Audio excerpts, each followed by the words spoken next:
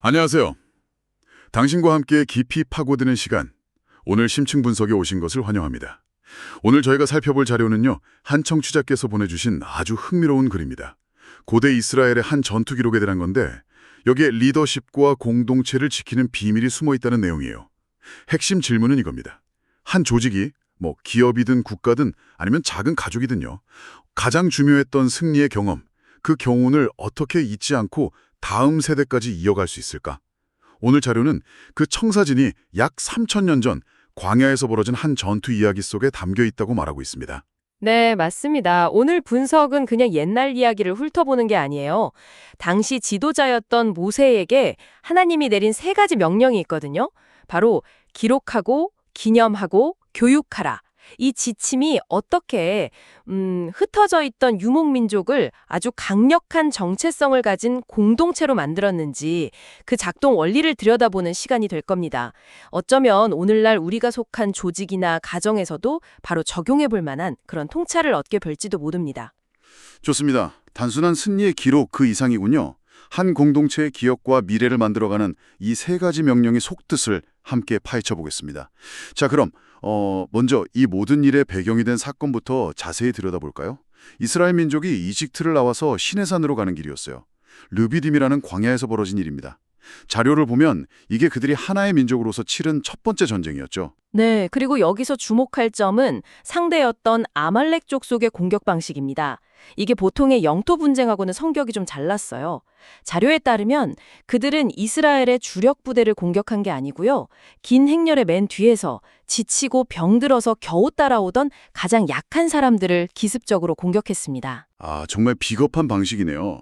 정면 승부가 아니라 가장 취약한 고리를 노린 거군요. 그렇죠. 이건 단순한 전투를 넘어서 그 공동체 자체를 무너뜨리려는 아주 악의적인 의도가 담겨 있다고 봐야겠네요. 바로 그 지점입니다.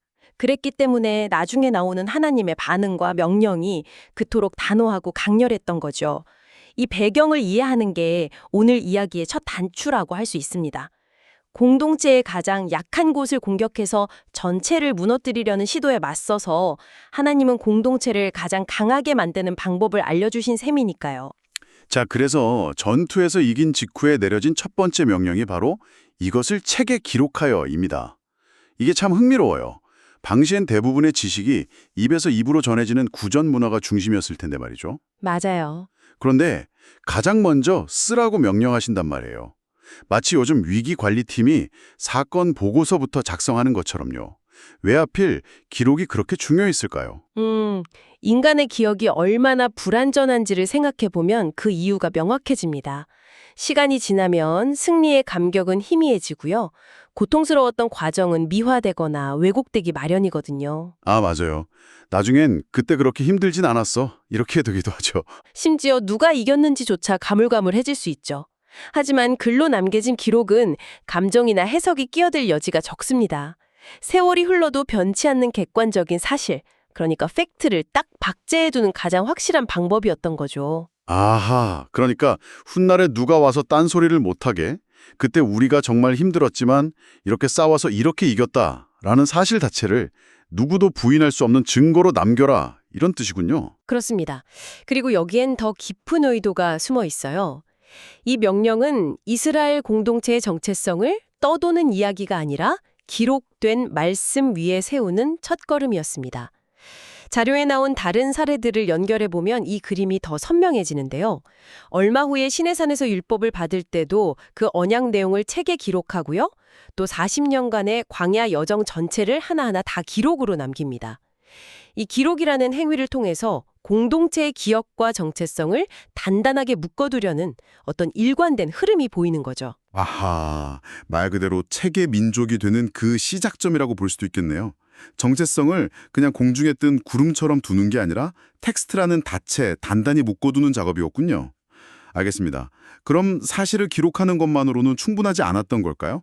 두 번째 명령인 기념하게 하고가 바로 이어지거든요. 기록이 사실에 관한 거라면 기념은 뭘 위한 장치였을까요? 아주 좋은 질문입니다. 책에 적힌 사실은 도서관 서가에 꽂히는 순간 그대로 잠들어 버릴 수 있잖아요. 그렇죠. 아무도 안 읽으면 그냥 종이죠. 네. 기념이라는 행위는 그 잠들어 있는 사실에 담긴 의미를 끄집어내서 공동체의 심장 속에 살아 숨쉬게 만드는 작업입니다. 모세가 이 명령을 듣고 제단을 쌓은 뒤에 그곳 이름을 여호와 니시라고 불렀는데 이게 여호와는 나의 깃발이라는 뜻입니다. 아, 나의 깃발이라. 깃발은 전장에서 우리 편이 누군지 보여주고 사기를 북돋우고 또 나아갈 방향을 알려주는 상징이잖아요. 맞습니다. 단순히 하나님이 우리를 이기게 해주셨다는 사실 기록을 넘어서 우리는 하나님의 깃발 아래 싸우는 군대다라는 정체성을 선포하는 행위였군요. 정확합니다. 자료에서 언급된 기념, 히브리어로 자카르라는 단어가 있는데요. 이게 단순히 과거를 회상하는 remember와는 조금 다릅니다. 과거에 있었던 승리와 은혜를 현재의 시간으로 다시 불러와서 생생하게 재현하고 체험하는 훨씬 더 적극적인 행위죠. 아, 과거의 사건을 현재의 에너지로 전환하는 것? 그런 느낌이네요. 바로 그겁니다.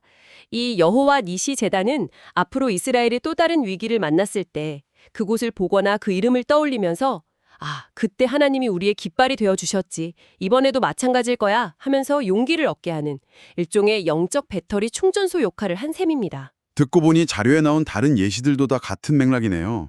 요단강을 건넌 뒤에 강바닥에서 돌 12개를 가져와 길갈에 세운 기념비도 그렇고요. 네, 맞아요. 호선들이 아빠, 이 돌무더기는 뭐예요? 라고 물으면 하나님이 우리를 위해 요단강을 마른 땅처럼 건너게 해주신 증거란다? 이렇게 교육하기 위한 뭐랄까 살아있는 역사 교과서였던 셈이죠. 그렇죠. 사무엘이 세운 에베네셀의 돌도 하나님이 여기까지 우리를 도우셨다는 의미를 담은 시각적인 증표였고요. 맞습니다. 기록이 사실을 보존한다면 기념은 그 사실에 담긴 의미를 공동체의 문화와 가슴에 새기는 의례적인 행위라고 할 수 있습니다.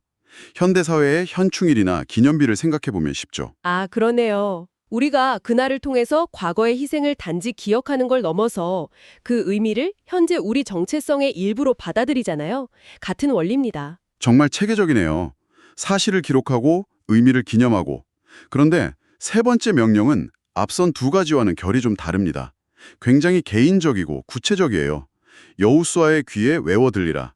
모두에게가 아니라 차기 지도자인 여호수아 한 사람을 콕 집어서 말이죠. 네, 그것도 그냥 알려주는 수준이 아니라 귀에 못이 박히도록 거의 암송할 때까지 반복해서 들려주라고 합니다.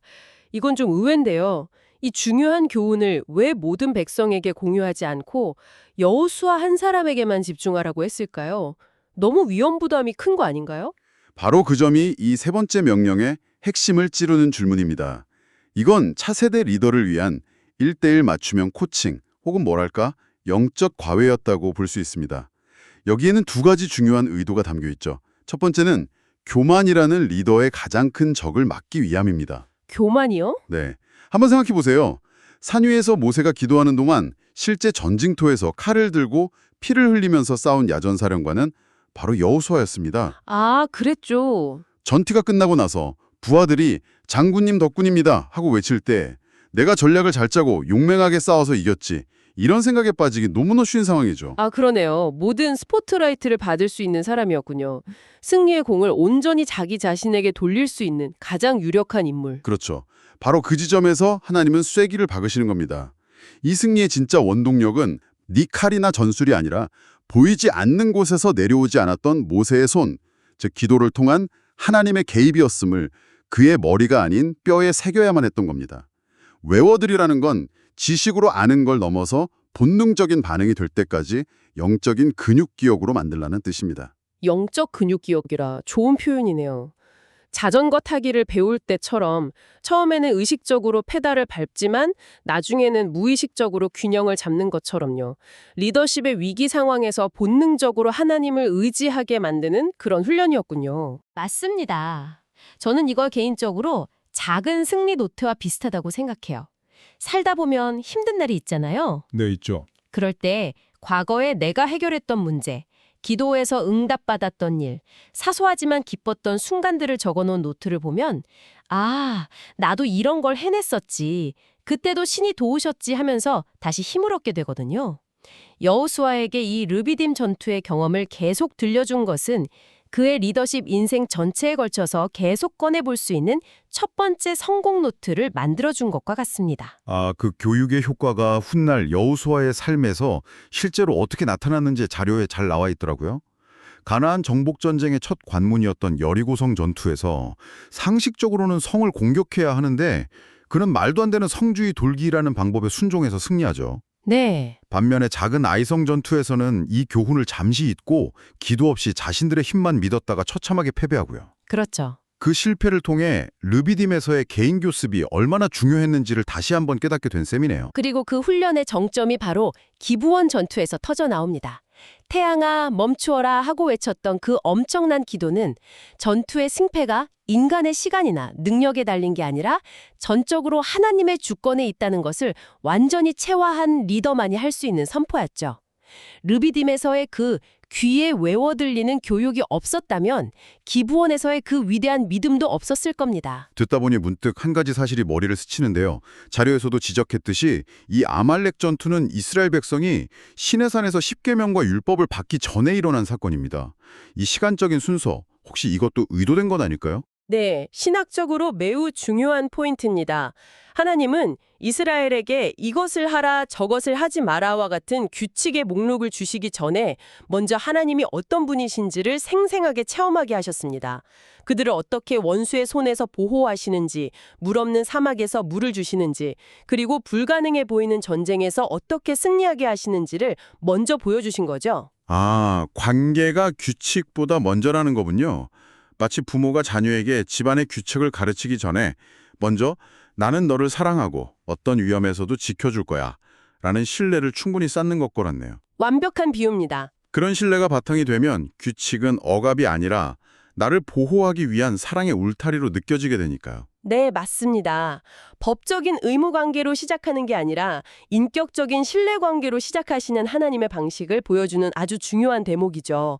내가 너희를 이렇게 사랑하고 지키는 신이다 라는 것을 먼저 보여주신 후에 그러니 너희는 내 말을 신뢰하고 따르라고 말씀하시는 순서인 셈입니다. 오늘 정말 많은 것을 배우네요.